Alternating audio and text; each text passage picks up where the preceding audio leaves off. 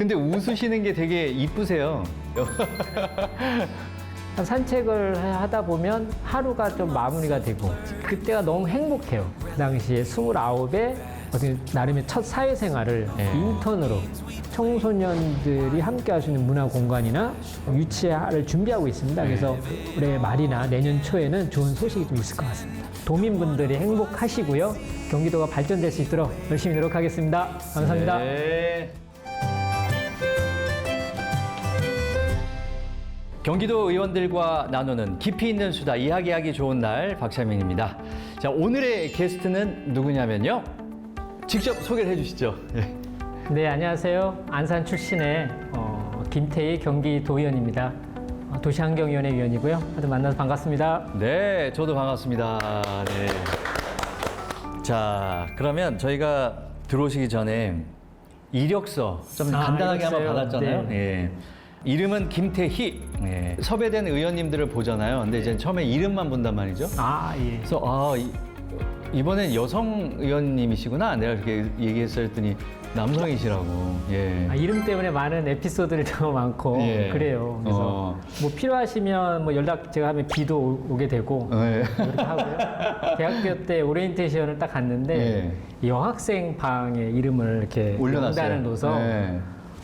또 많은 이제 남자 선배님들이 되게 실망을 많이 좀 했고 그런 저도 개인적으로는 좀 아쉬운 부분도 있었고요. 여러 명인데 그런 사례들도 있었어요. 예. 그러면 이제 김태희라는 이름은 누가 지어주신 거예요? 저희 아버님이 예, 그래서 한자도 하시고 근데 실질적으로 그 대한민국 그 배우는 80년생이고 예. 저는 곧 좀 더 선배고 예. 그 이름에 대한 거는 제가 독점할 수 있는데 더 먼저죠, 그죠? 한자도 거의 같아요. 제가 알기로 같을 거예요. 한자도. 그래요?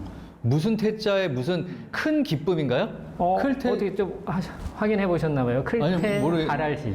바랄히. 네, 크게 바란다 해서 통상 이제 희자가 남성들이 쓰는 희가 있고 여성들이 쓰는 희가 있는데 저희 아버님이 저희가 위에 형님이 있고 저가 있는데 딸을 바랬는지 모르겠습니다만 그래서 좀 여성들이 쓰는 희를 쓰셨어요. 예, 그렇게 해서 그 이름 때문에 많은 재밌는 일이 좀 있었어요. 아버님께서 아들 하나 있어서 너무 재미없으셨나 보다. 그래서 좀 딸을 바라는 마음에서. 예. 근데 웃으시는 게 되게 이쁘세요. 별명이 스펀지네요. 이제 고등학교 때 친구들이 붙여준 이름인데 제가 진짜 관심 있어 하거나 뭔가 이렇게 꽂히게 되면 스펀지처럼 스펀지가 확 흡수하잖아요. 그런 부분을 이제 고등학교 때 친구들이 스펀지 같다고 그렇게 했던 별명이 아직까지도 좀 하고 있습니다. 그럼 학창 시절에는 뭘 그렇게 스펀지처럼 확 빨아들이셨나요? 사회에 대한 관심이 많이 이제 막 특히 학창 시절 때, 대학 시절에 많이 이렇게 활동을 하고 많이 배웠던 것 같고. 사회에 대한 관심이 좀 많으셨어요, 그때는? 예, 대학교 때 제가 전공이 좀 철학인데, 근데 사회과학, 역사 철학연구회라는 사회과학 좀 동아리죠.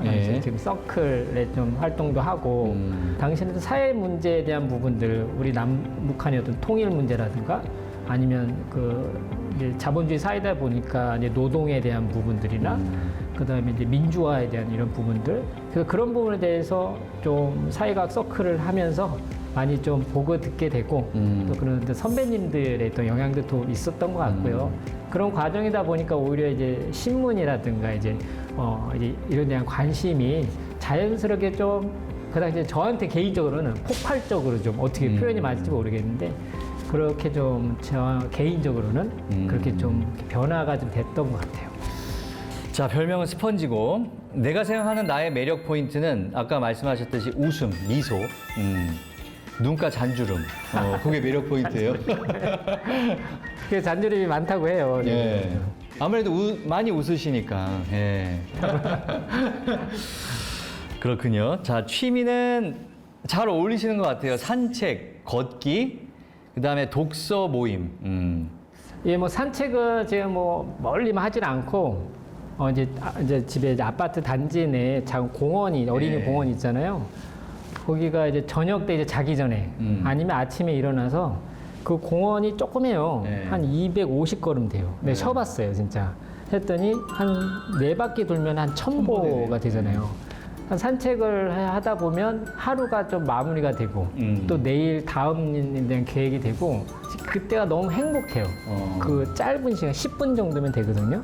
그리고 이제 독서 부분은 통상 이제 많은 분들이 독서를 이제 취미로 이렇게 타긴 하는데 제 최근에 한 4개월 됐나요? 저희 지역에서 독서 모임을 일주일에 한 번씩 책을 한 권씩 선정을 해서 한 80여 분이 이제 회원이 되고 30여 분이 참여를 해요. 토요일 아침 7시 2시간. 그렇게 일찍이요? 예, 그래서 저도 힘들어요. 주말에 나가는데 어떻게 보면 되게 압박감도 있었거든요. 책을 한 달에 한 권도 하기도 어려웠다가 막상 독서 모임에 발을 들였더니 거기서 말씀 많이 들으려고 하고 저희는 그다음에 말씀을 또 제 의견도 하는 과정에서 이게 또 한편으로는 저도 개인적으로 되게 훈련을 하는 듯한 느낌도 들고요. 그다음에 학습에 대한 부분도 있고 그래서 열심히 책 읽고 있습니다. 자, 그리고 인생 철학이 점선면이에요. 인생은 모자이크다. 네, 그렇게 표현하셨네. 대학원 때 이제 중국학을 좀 했는데요. 중국이란 나라가 되게 크잖아요. 그러니까 당시 등소평이라고 중국의 개혁 개방을 주도하신 분인데 그 큰 나라를 어떻게 개혁 개방을 해요? 라는 질문을 했을 때 일단 점을 찍어라. 가장 이제 해안가 주시는 그게 이제 신천이라든가 이제 청도라든가 홍콩 뭐 그쪽 주변에 광저우는 그렇게 해서 점을 찍어가면 선이 생기고. 그렇죠. 이제 연결이 되잖아요. 이렇게. 그 다음에 좀 더 되면 이게 면이 되잖아요. 그것도 사람이랑 비슷한 것 같아요. 어떻게 보면 10대, 20대까지는 열심히 다양한 흰 도화지에 빨주노초파라 여러 점들을 찍다 보면 저는 그게 경업이라고 또 이야기하는데 저도 이제 후배들을 만나고 하면 우스갯소리로 점선면이라는 부분을 조금 중국이라는 걸 좀 포장 좀 해가지고 그래서 흰 도화지에 열심히 점을 찍어라.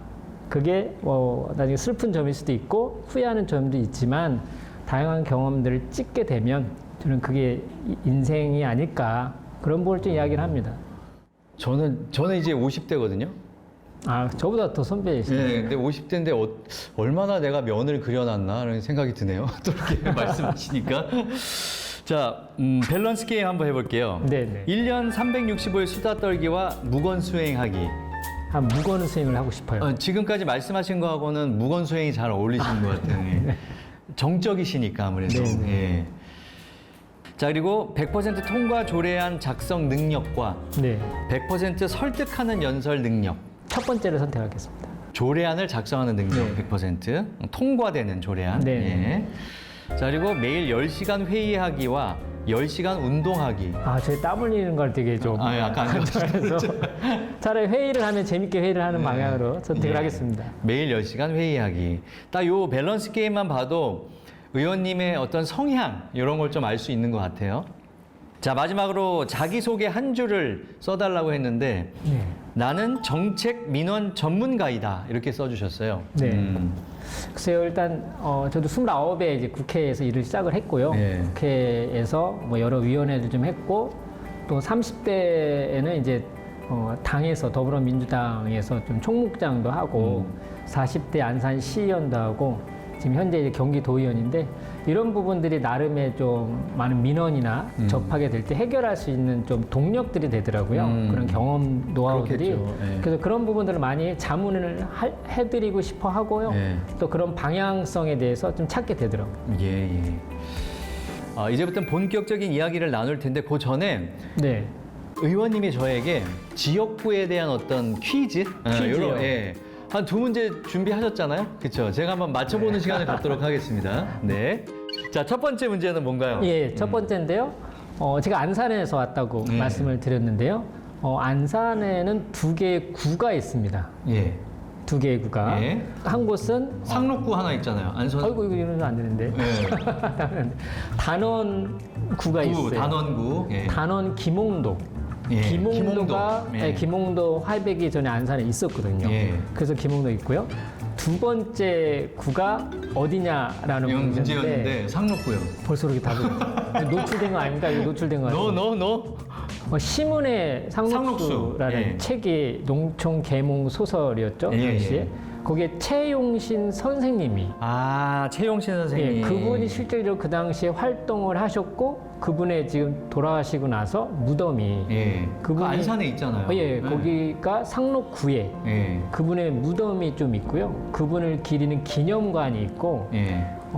한쪽은 이제 단원 김홍도 예술인으로서 예. 또는 한쪽은 농촌 계몽의 좀 선구자셨던 최용신 선생님을 기리는 예. 신문의 상록수를 따서 2002년인가요? 상록구가 조성이 됐죠.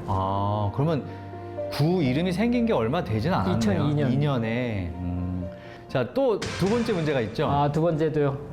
이거는 또 안산만의 이야기는 아닐 수 있는데요. 네. 아이들 가운데 이제 부모님들과 네. 떨어져 사는 아이들이 좀 있어요. 네. 그러니까 부모님이 계시지 않을 수도 있고 또 경제적으로 방임이 되거나 또 아니면 아동 학대가 네. 이루어져서 부모들하고 좀 떨어지게끔 네. 그러니까 가정 위탁 시설과 시설 중시설의 중간 형태인 거죠.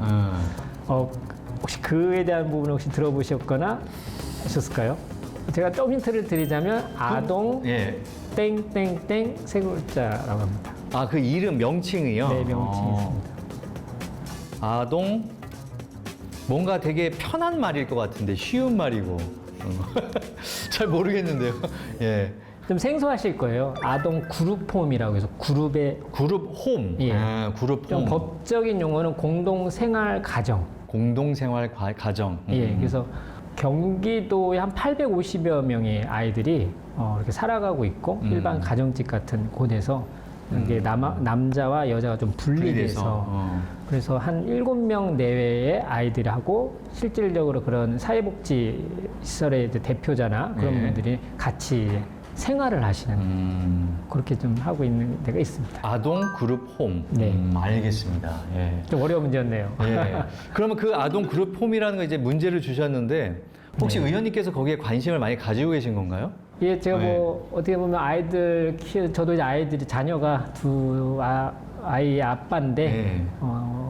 우리 아이들에 대한 부분에 자연스럽게 좀 관심을 갖게 됐고요. 시연 때서부터 그런 과정에서 아동 그룹홈의 아이들이나 거기 관계자분들을 만나면서 좀 그분들이 좀 필요로 해왔던 부분에 있어서 도의회에서 이제 조례를 또 만들기도 하고 경기도 광역지원센터라고 해서 그 센터를 만들게끔 예산과 지원을 하게 돼서 지금 한 1년 정도 됐습니다. 그래서 네.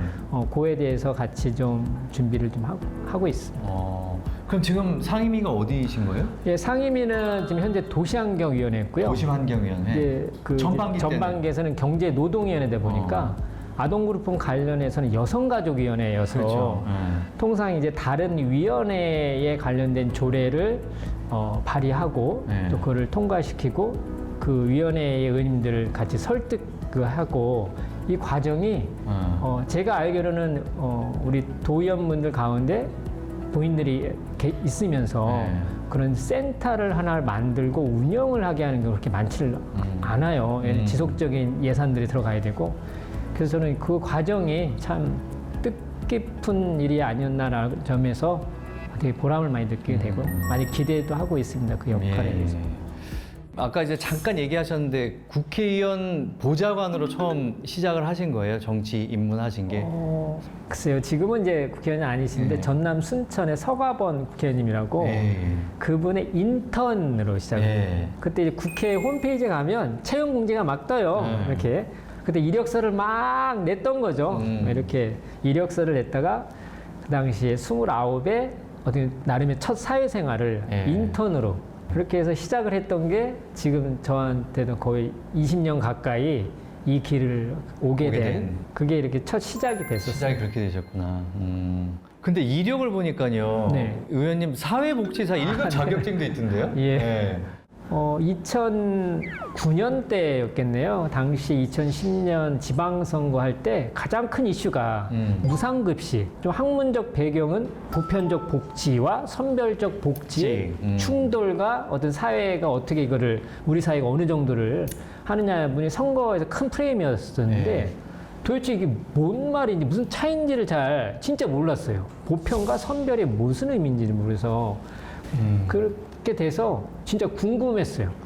그러니까 이제 사회복지사라는 교육과 과정이 또 있더라고요. 스펀지의 능력을 발휘했군요. 아, 예. 그 당시에 네. 그래서 한 번 이렇게 제가 하다가 푹 빠지면 네. 끝을 파요. 끝까지 가요. 그래서 사회복지 1급을 땄고요. 네, 다만 이제 그 이후로 사회복지사 활동은 하지는 못했고, 사회복지 분야 분들 이렇게 만나게 되면 좀 대화도 되고, 되죠. 네, 저도 사회복지사 이랑 합니다. 그러면 심지어 이렇게 조언이나 자문 제가 드릴 수가 있잖아요. 그래서 안산시연 할 때는 이제 문화복지 쪽도 제 소관이어서 이런 부분이 다 접목이 되더라고요. 예. 자, 그러다가 이제 보좌관 하시다가 네. 도의원 하시기 전에 아까 시의원 또 하셨다고 그랬잖아요. 네. 그건 어떤 계기로 시의원이 그때 33살에 한 번 이제 지방선거 2010년도에 네. 한번 도전해보겠다. 이제 국회 정책 젊은 전문가라는 네. 형태로 해서 명함만 엄청 뿌렸습니다. 네. 이제 다니면서. 그러다가 이제 지역에서 도대체 저 젊은 친구 누구지? 네. 이렇게 됐었던 것 같고요. 그게 이제 계기가 돼서 이제 지역의 전해철 국회의원들 그분도 이제 준비를 하셨는데 같이 이러면 선거 준비하면 어떻겠냐. 그게 계기가 돼서 같이 이제 그분의 이제 국회의원이 되셨고 그게 다시 이제 국회로 그때 해서 국회의원이 되시고 나서 그분을 이제 국회에서 한 5년간 더 이제 보좌를 하고 보좌를 하면서 지역 일을 많이 좀 배웠고요. 좋은 기회를 주셨죠 지역에서. 그래서 한번 시의원을 나가게 됐었고요. 그래서 2018년도에 이제 시의원이 되신 한번 거고. 자, 시의원 때는 어쨌든 뿌듯하게 일 많이 하셨고 이제 도의원이 되셨는데 입성한 이후에 전반기의 상임위가 경제노동위원회. 예. 그래서 올해 들어서만 3개 안건을 발의를 하셨더라고요. 그 중에서 중소벤처기업 투자 활성화 지원 조례안이 있었는데 네. 새롭게 제정을 하신 거예요, 그게? 예, 제정을 했는데요. 저희가 한번 이제 경제노동위원회다 보니까 저희가 현장 방문을 하게 돼서 뭐 이제 기업인 분들이나 뭐 중소기업 관계자분들, 특히 이제 첫 창업을 하셔서 스타트업 그런 기업인들이라고 하는데요. 그분들하고 관계자분들하고 만나 뵙는 자리가 있었어요. 안산에서. 그러다가 이제 그분들이 가장 어려움이 뭡니까? 라고 했을 때 크게 2가지 이야기 하시더라고요. 하나는 인력난. 그리고 2번째는 자금난. 2가지를 이야기하셨는데 이 조례는 그 2번째와 관련된 부분입니다. 자금. 예. 통상 이제 우리가 기업에 지원하는 부분에서 자금에 있어서는 이전의 형태나 이런 부분들은 거의 융자예요. 융자. 필요한 돈, 예를 들면 1억이 부족하다. 저리로 융자. 뭐 그렇죠. 이런, 예. 특히 이제 지금도 이제 그런 정책이 있습니다만 융자라는 부분이 결국은 돈이 많으면 재정이 많으면 좋잖아요. 많이 지원해서. 근데 실질적으로 재정을 융자를 하는 게 한계가 있지 않습니까? 네. 그래서 정부에서는 오히려 융자보다는 투자를 할 수 있는 그런 자금을 투자할 수 있는 부분에 있어서 많이 권장을 많이 해요. 경기도에서는 1999년도부터 경기도 펀드라고 해서 통상 이제 G펀드라고 합니다. G펀드. 예. 김동연 지사님 오시고 나서 2026년까지 1조 원을 목표로 해서 G펀드를 활성화하겠다. 예. 그래서 이제 그에 대한 펀드를 조성하는데 벤처 투자, 중소기업, 그다음 벤처 기업에 대한 투자를 육성하고요. 경기도에서 하고 있는 뭐 탄소 중립 펀드, 아니면은 스타트업 지원 펀드, 또 심지어 경기 북부에 대한 지원하는 펀드도 다양합니다. 그래서 그런 부분들을 좀 육성하는 지원하는 근거가 되는 조례를 그래서 당시에 조례를 제정하게 됐습니다. 예. 그러면 이제 후반기 들어서는 운영위원회. 예. 네. 국회에서 보면 이제 대통령실 감사하고 하는 데가 운영위원회 아닌가요? 그죠? 운영위원회란 거는 어떻게 보면 의회 사무처를 전체적으로 총괄하는 역할을 하긴 해요. 의회 사무처. 예, 의회 사무처에 대한 어떻게 보면 시의회나 아니면 도의회가 있고 국회가 있는데요. 네. 경기도를 좀 보면 국회에서의 운영위원회하고 기초의회가 좀 중간 역할인 것 같아요. 최근에 이제 도의회에서 우리 도의회 운영위원회에서도 경기도 도청 비서실하고 교육청 비서실도 그 영역에서 행정감사를 할 수 있는 영역이 돼서 그에 대한 부분에 있어서 이제 김동연 지사를 함께하는 정당도 있고 또 여야 간의 정치적 쟁점도 있고 또 공통적인 또 영역도 있지 않습니까? 의회로서의 이제 그런 부분들이 좀 더 소통이 되는 과정이 될 수도 있고 네. 또 아니면 정치적으로 쟁점이 될 수 있을 것 같습니다. 예.